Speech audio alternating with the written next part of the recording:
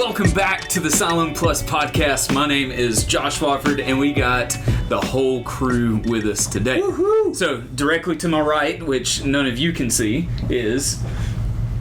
Joe? Joe, yes.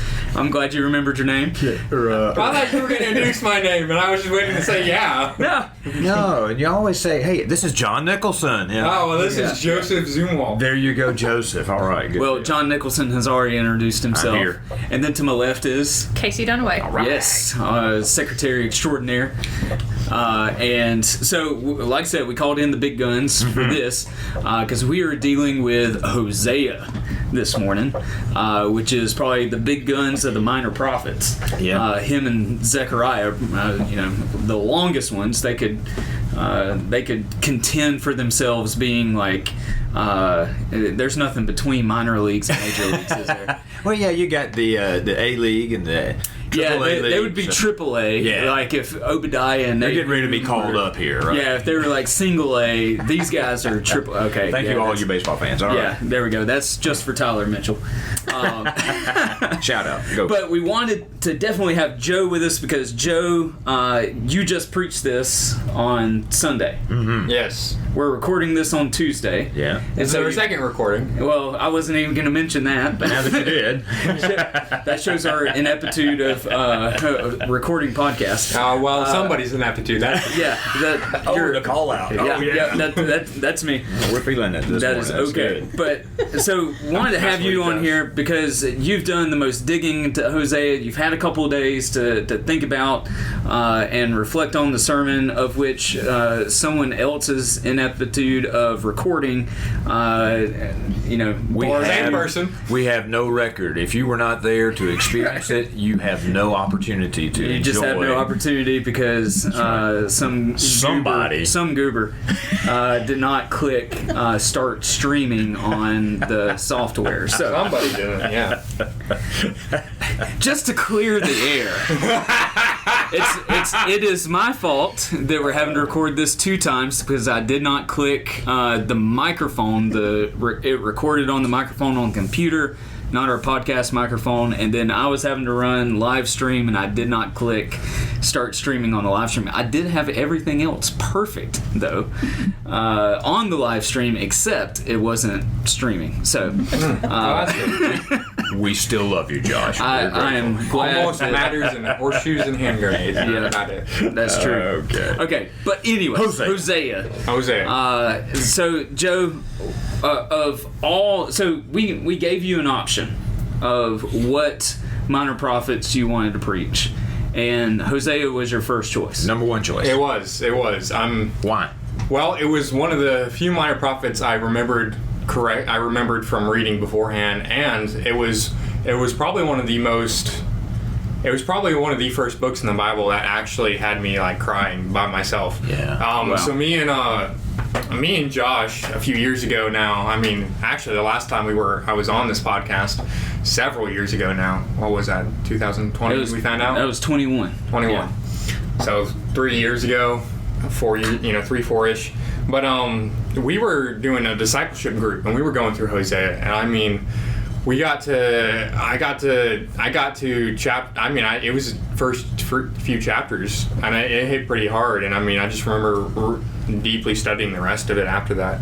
I didn't really go back to it much after that, but when Pastor John was like, we're preaching the minor prophets, I was like, okay, I know which one I want. I want a Hosea. Yeah. Just because I remember when I asked you, without a hesitation, you immediately said, I'm preaching Hosea.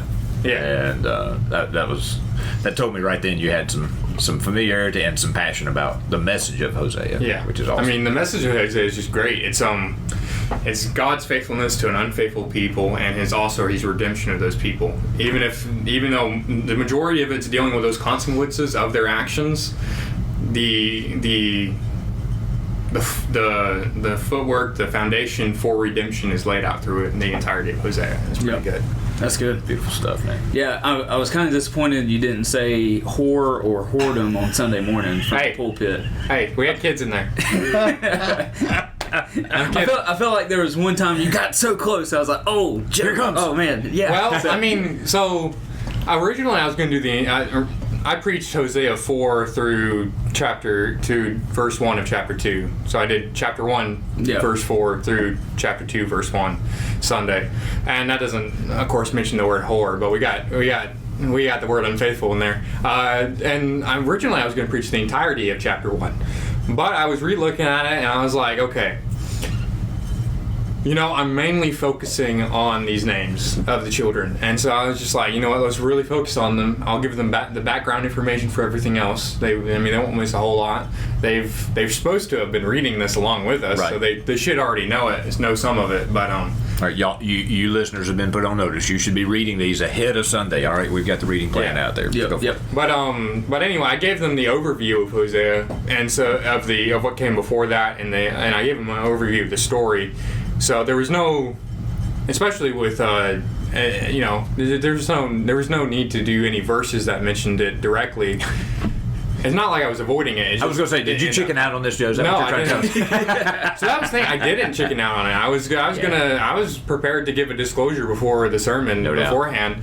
Hey, you didn't have some tough questions from your kids, but tough questions are good. Yeah. But it just ended up not being led there. So this is I think it's for the rest of this series we're going to encounter these kinds of things because the minor prophets are having to speak in such a way to shock folks. I've mentioned several times God's words to Jeremiah where he says, my people have forgotten how to blush. They're so far gone that the things that should cause them to blush, to have shame, it's not even shocking anymore. Yeah. And I get that. That's kind of our culture where we live now. Stuff, there's a drag queen reading at the library to 5-year-old kids.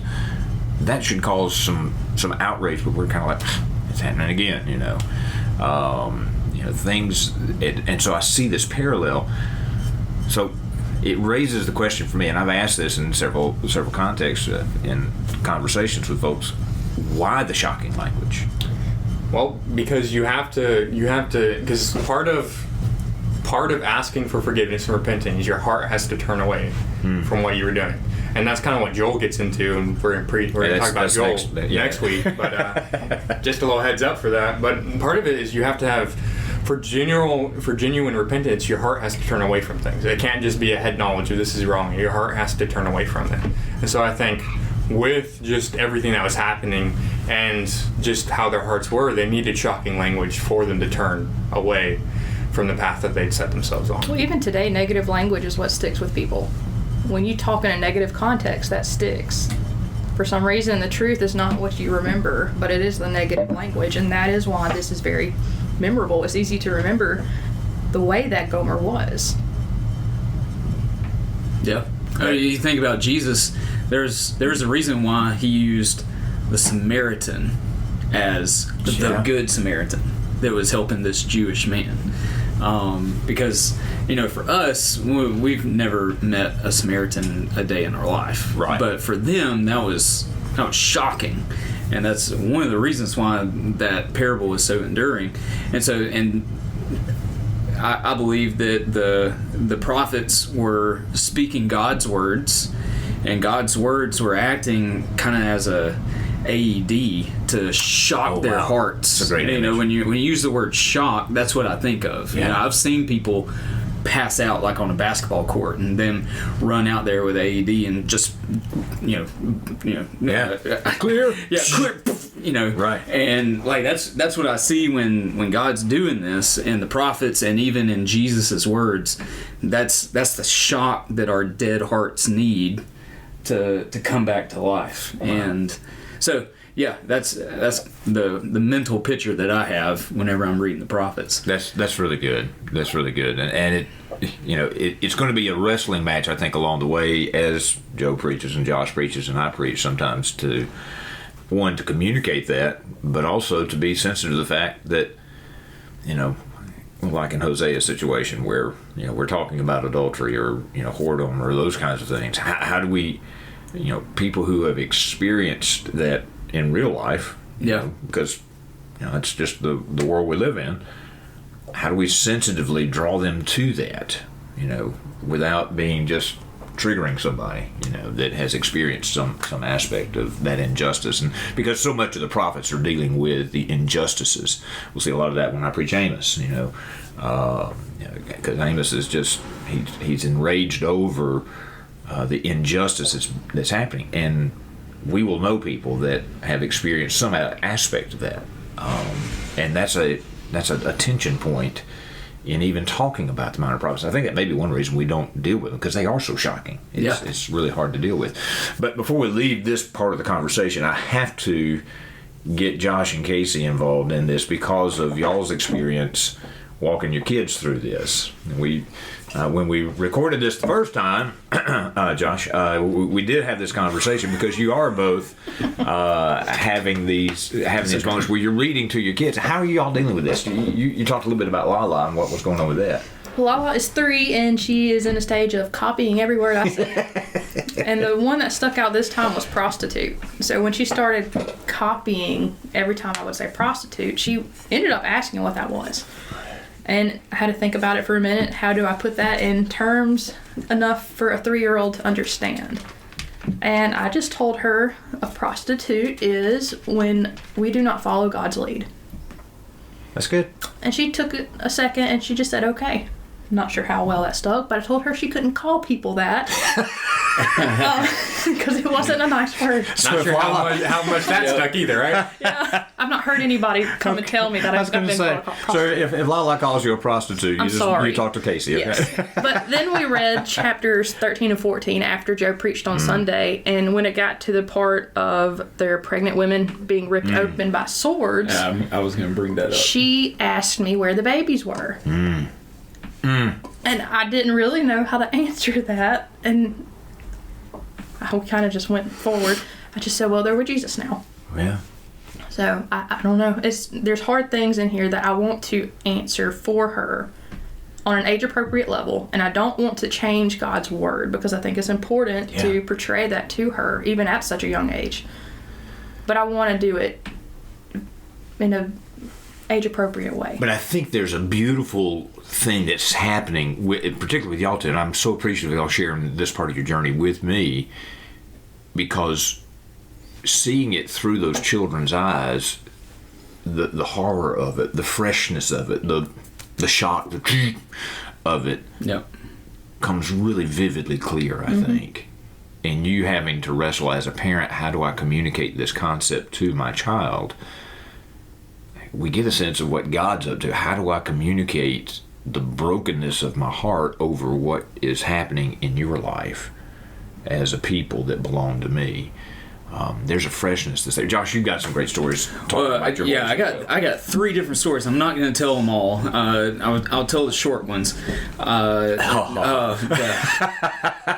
You did no short joke intended.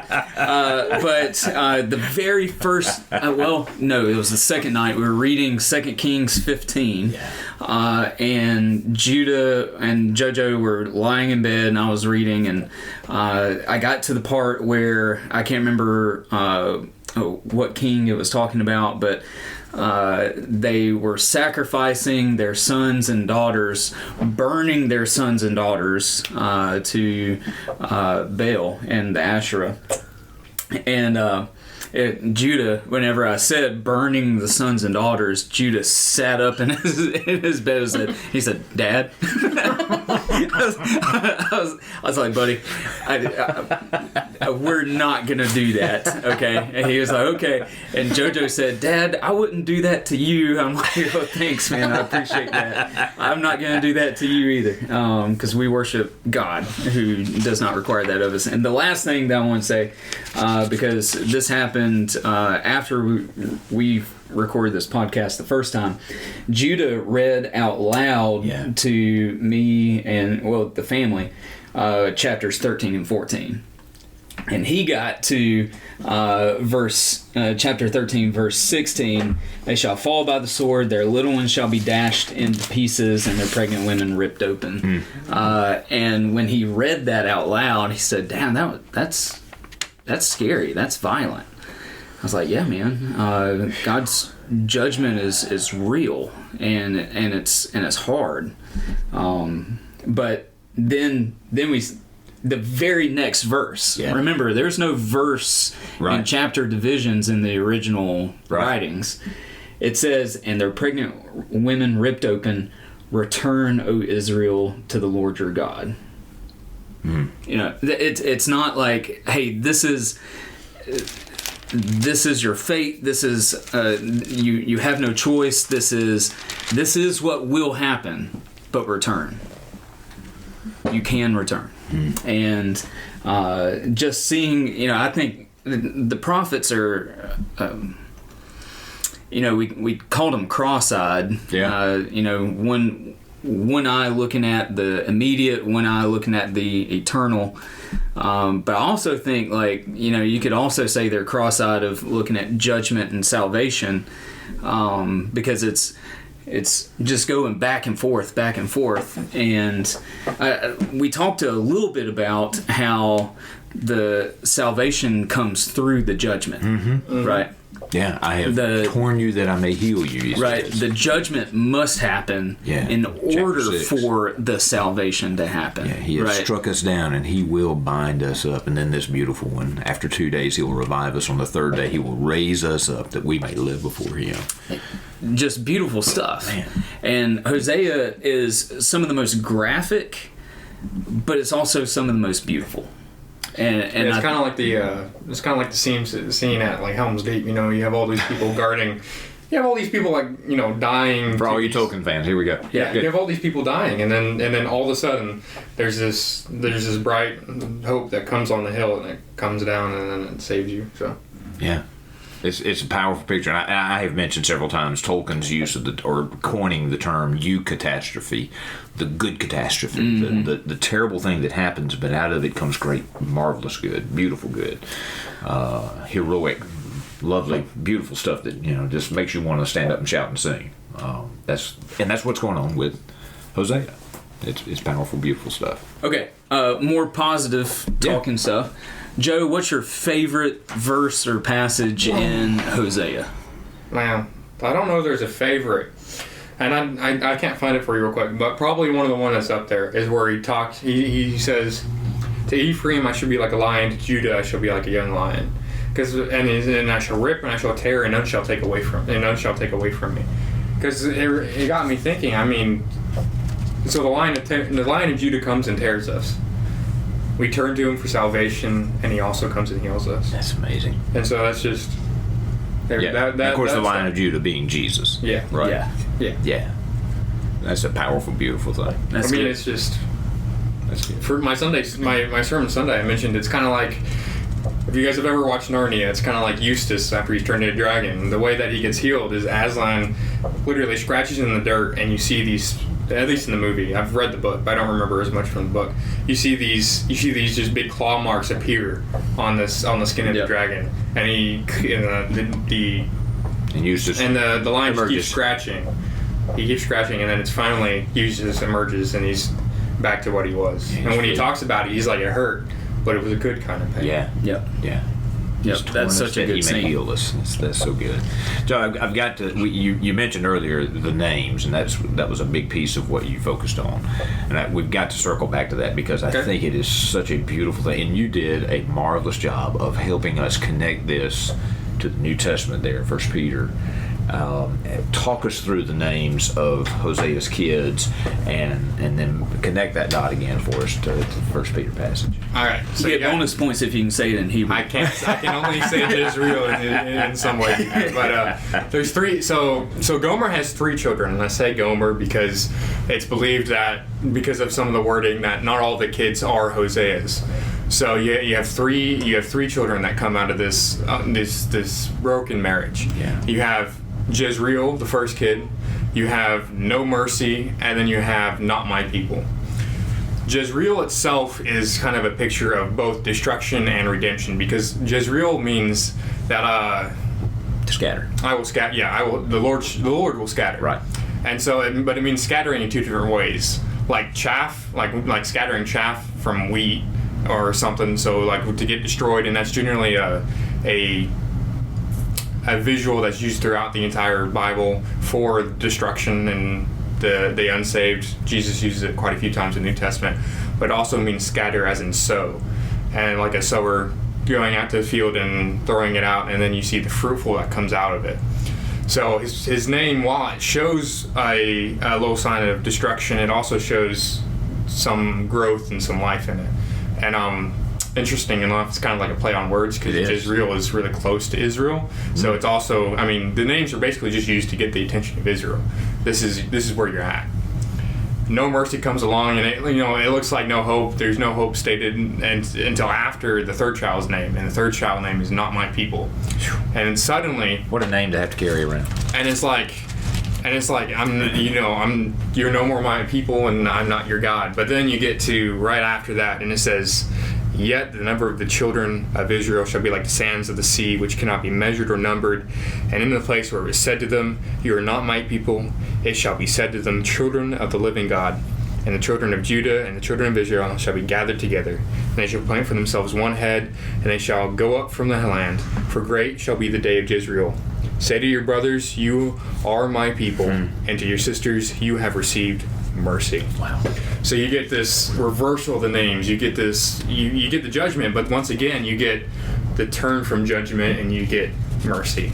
And it's just, I mean, this carries on to the New Testament in 1 Peter, like you were talking about. And it's the very mercy we've received. Because Peter writes this. Sorry, yeah, First Peter should be Peter. They're both P's, That's right. So Peter writes this in 1 Peter chapter 1, verses 9, and I'm just going to read through 12.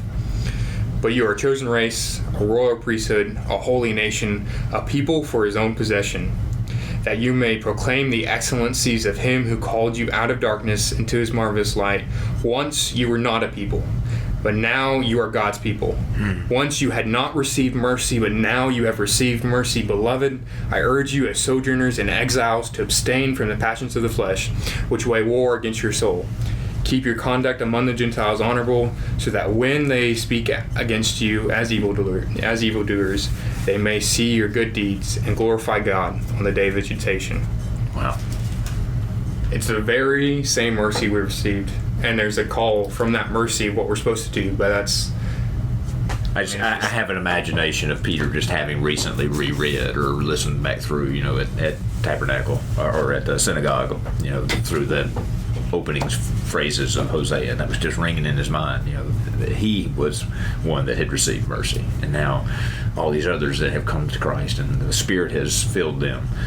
They were not a people, but now they are God's people. What a powerful, beautiful image that we continue to live out right here where we are. Right, and so one of the things that we've been wrestling with this series is, what does this have to do with me? Yeah. Well, when you're reading the Minor Prophets, it seems like they're dealing with very specific issues to very specific people at a very specific time. So what does it have to say to me? And we need to grab those things, right, to understand. You have to understand those things in order to understand why it applies to us. Right. But it does apply to us. It does. And I also think about, so not just Peter picking up on this, but Paul. This is actually in Romans 9, where he says, as indeed he says in Hosea. This is talking about the Gentiles. Yeah. Now, Hosea wasn't talking to Gentiles. No. He was talking to the Israelites. But Paul says in Romans, as indeed he says in Hosea, those who are not my people, I will call my people, and her who is not beloved, I will call beloved. In the very place where it was said to them, you are not my people, there they will be called sons of the living God. And so it's just, the New Testament looks back at these passages and says, you know what? He was talking about this moment right here that we're experiencing. Yeah. And so if we read that and say, you know what, Hosea, he was talking to Israel, that has nothing to do with me. Paul says, well, hold up. It actually has everything to do with you, because you were not a part of God's promises. You were not included in the covenants, but now you are. And that's That's good. That's good. Just so good. So glad for God's mercy on us in so many ways. Other final thoughts on Hosea? It's good stuff, man. Again, it just when we're talking about this very kind of thing, and it's this kind of hope that shines through every one of these prophets. They're as dark and as hard as they are. There's always this moment of hope that shines through, and man, and it points us to Jesus. I love what Roger suggested, that we look for those Easter eggs, those little places where maybe knowingly or unknowingly, but the Spirit is leading the prophets to state these things, and it's clearly showing us who Jesus is going to be for us. And there are several Easter eggs in Hosea. Oh, absolutely. Oh, there's quite a few.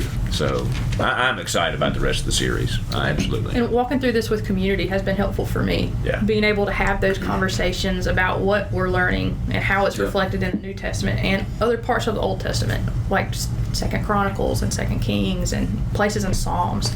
You can go back and look at it and see how it's all pieced together. Like you've said, all of the minor prophets fit back into the first 17 books of the Bible. Mm-hmm. So figuring it out in that context has been helpful for me to see how it does flow together. And having those conversations holds me accountable to reading That's so good. So I can have those conversations. Yeah. So doing the series this summer I think it's going to be really, really good. I'm excited because of those conversations that are happening. And yes, Joe, I did steal most of your thunder in Sunday school. No, it was fun. Past Sunday, but there was a lot of people in Sunday. Well, it was good, and I've heard from a few of those how good it was to have that conversation and then have the sermon as well, because it reinforces that. It helped them to connect some of those. So that said, the community aspect of that, and thank you, because this is so much a part of who we are. We want to go Lone Ranger, but we've got to have this interaction. I mean, this conversation today has helped re-clarify some things for me as we sit around this morning. So whether any of y'all get anything out of this, it's helped me this morning. Yep. But yet, doing this in community, that's what we're called to do. Is how's God speaking, certainly to me, but to us. And what are we going to get out of this? How are we going to apply this? It's just fun. It's fun. It is. Well, this has been a good conversation. It has been great. And so I guess we will look at Joel next time. Absolutely. So until next time, we'll see you then. Thanks. Bye.